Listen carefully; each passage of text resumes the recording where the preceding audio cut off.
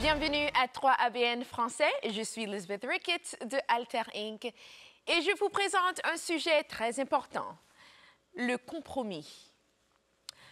L'un des problèmes les plus frustrants et les plus difficiles à résoudre dans de nombreux mariages est celui des situations où les conjoints ne parviennent pas à se mettre d'accord sur une question.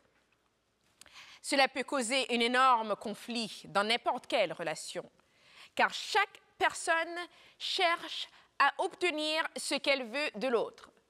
Lorsque cela se produit, la personne la plus dominatrice et la plus forte l'emportera toujours sur l'autre, lui donnant l'impression d'être dans une situation d'oppression, voire abus, plutôt que dans un mariage d'amour.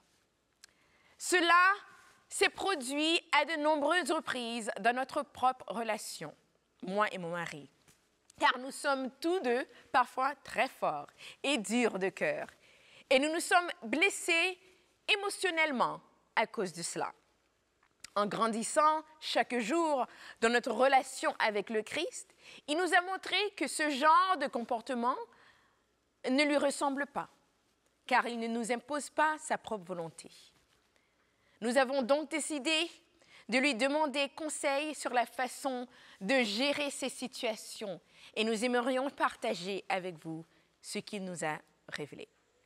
Le Saint-Esprit, il nous a révélé un processus en 3 étapes pour désamorcer cette situation, le tout sous la bannière du compromis.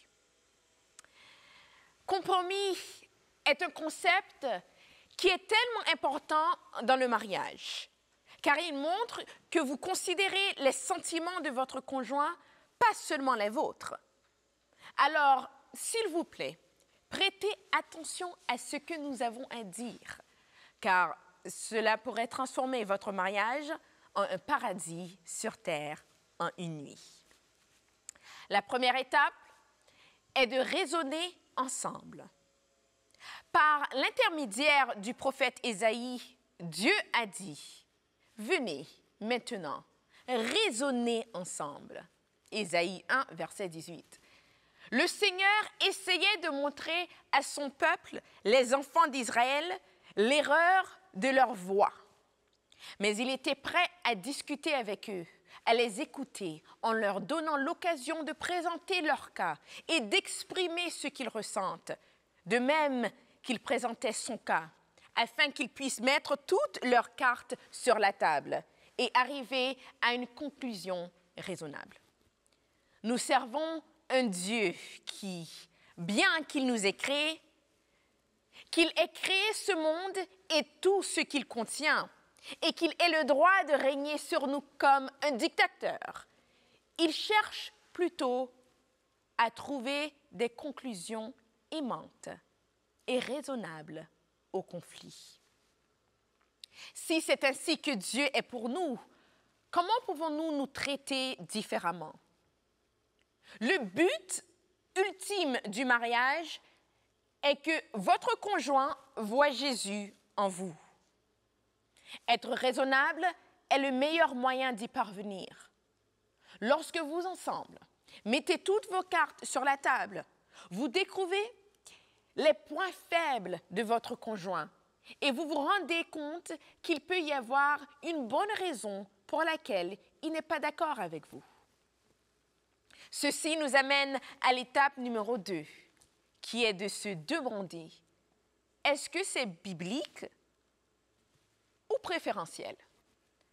Après avoir raisonné l'un et l'autre et mis toutes vos cartes sur la table, vous devez déterminer s'il s'agit d'une question spirituelle ou préférentielle. Par exemple, disons que la journée est terminée et que vous vous apprêtez à aller vous coucher. Comme il est de coutume et attendu des chrétiens, le culte doit avoir lieu à la maison avant que vous n'alliez vous coucher. Mais votre conjoint dit qu'il est trop fatigué. Vous suivez tous les deux la première étape et vous raisonnez. Si vous vous en discutez, vous verrez qu'il s'agit d'une question spirituelle et qu'il faut le faire parce que Dieu l'attend. D'autre part, disons que vous disputez sur ce que vous allez manger pour le dîner en mettant toutes vos cartes sur la table. Vous vous rendez compte qu'il s'agit d'une question de préférence qui n'a aucune incidence sur votre vie spirituelle. Maintenant, vous pouvez vous demander comment faire face à une telle situation. Rassurez-vous, Dieu nous a donné des exemples à travers sa parole sur la façon de faire face à cette même situation. Dans Genèse 13, nous lisons un exemple de compromis entre Abraham et son grand-neveu Lot. Tous les deux étaient riches, hommes de succès, dans le domaine d'élevage de bétail. Au fur et à mesure, au fil des ans, leurs affaires se sont développées et la terre qu'ils partageaient est devenue trop petite pour qu'ils puissent habiter ensemble. Les employés des deux hommes qui géraient le bétail ont commencé à se disputer au sujet des territoires sur lesquels les animaux devaient paître. Alors, pour éviter d'autres querelles, Abraham a pris la décision de trouver un compromis. Genèse 13, versets 8 à 9, parle de ce compromis. Abraham dit à Lot, « Qu'il n'y ait point, je te prie, de dispute entre moi et toi, ni entre mes bergers et tes bergers, car nous sommes frères. Tout le pays n'est-il pas devant toi? Sépare-toi donc de moi. Si tu vas à gauche, j'irai à droite. Si tu vas à droite, j'irai à gauche. » Abraham est arrivé à un compromis avec Lot, partageant la terre avec lui, allant même jusqu'à lui donner le premier choix de la terre qu'il voulait. Non seulement ça, mais Dieu a béni Abraham pour avoir un cœur comme lui en raisonnant la situation et en arrivant à un compromis équitable. Nous trouvons cette bénédiction dans Genèse 13, versets 14 à 17. L'Éternel dit à Abraham, après que Lot se fut séparé de lui, « Lève les yeux et du lieu où tu es, regarde vers le nord et le midi, vers l'Orient et l'Occident, car tout le pays que tu vois, je le donnerai à toi et à ta postérité pour toujours. Je rendrai ta postérité comme la poussière de la terre, en sorte que si quelqu'un peut compter la poussière de la terre, ta postérité aussi sera comptée. Lève-toi, parcours le pays dans sa longueur et dans sa largeur, car je te le donnerai. »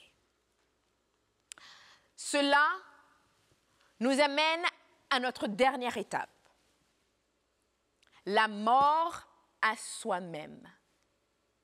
Le compromis consiste à mourir à soi-même, à ses propres désirs. Ne pas toujours chercher à satisfaire égoïstement ses désirs au détriment du bonheur de quelqu'un d'autre. Donc, pour y arriver, nous devons quotidiennement mourir à nous-mêmes. Paul nous montre cette mort à laquelle nous devons prendre part dans Galates 2, verset 20, en disant « J'ai été crucifié avec Christ, et si je vis, ce n'est plus moi qui vis, c'est Christ qui vit en moi. Si je vis maintenant dans la chair, je vis dans la foi au Fils de Dieu qui m'a aimé et qui s'est livré lui-même pour moi. »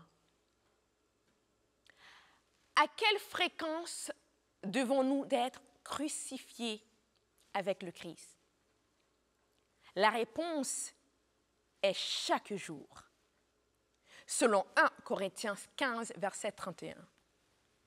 Ainsi, lorsque vous et votre conjoint vous levez le matin pour faire vos dévotions matinales, il faut demander à Dieu qu'il vous permette d'être crucifié avec le Christ, afin que votre chair ne domine pas la journée, mais que Jésus-Christ puisse vivre son amour et son service à travers vous, l'un envers l'autre.